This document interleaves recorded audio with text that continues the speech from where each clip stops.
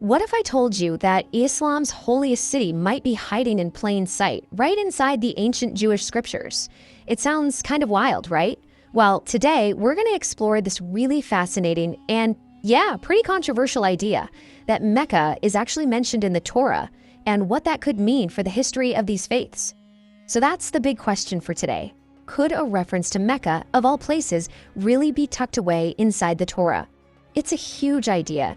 And to even begin to unpack it, we first have to understand the way things are normally seen. And to really get why this idea is so radical, let's take a quick look at how these two holy cities are traditionally viewed. Each one is at the absolute heart of its own distinct story. The standard narrative is pretty clear-cut, right? For Judaism and Christianity, Jerusalem is everything. It's the undisputed center, the site of Solomon's temple.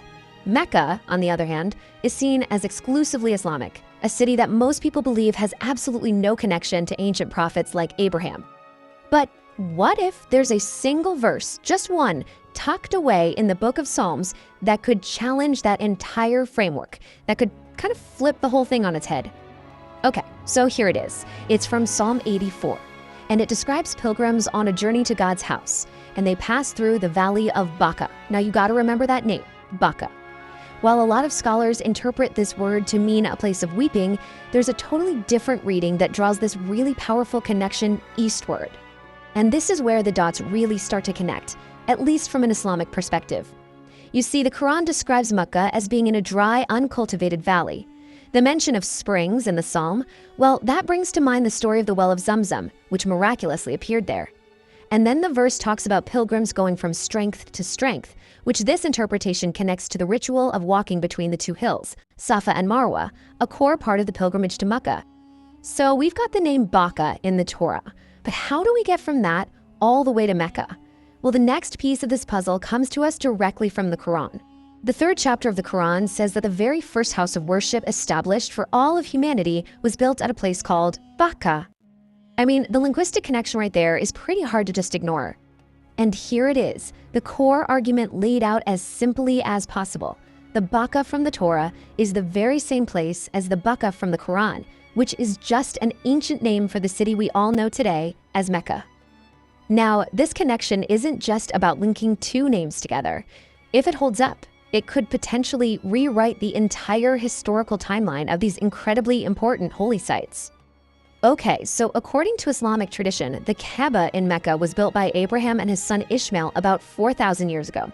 Now, compare that to the first temple in Jerusalem, which was built by King Solomon around 3,000 years ago. So the really crucial point here is, if this timeline is right, the house of worship in Mecca predates the one in Jerusalem by a full 1,000 years. But wait, the evidence put forward for this connection doesn't stop there. There's this historical account about a time when the Kaaba was being reconstructed. This was when the Prophet Muhammad was 35 years old, long before he became a prophet, and they supposedly made an incredible discovery.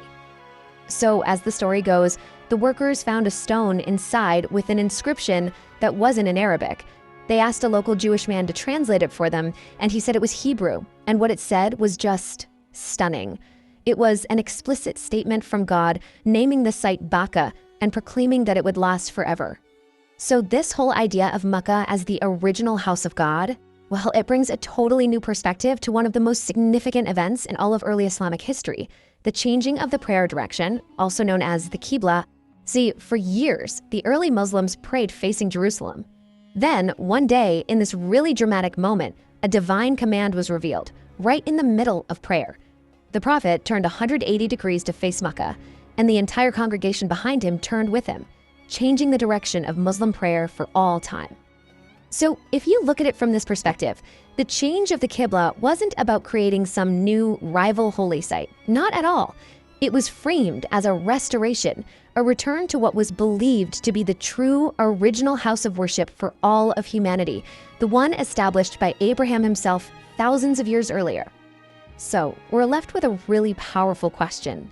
If these holy sites aren't totally separate, if they are in fact linked within each other's scriptures, how does that change how we see their shared history? It's a thought that really challenges us to look at these ancient faiths in a whole new light.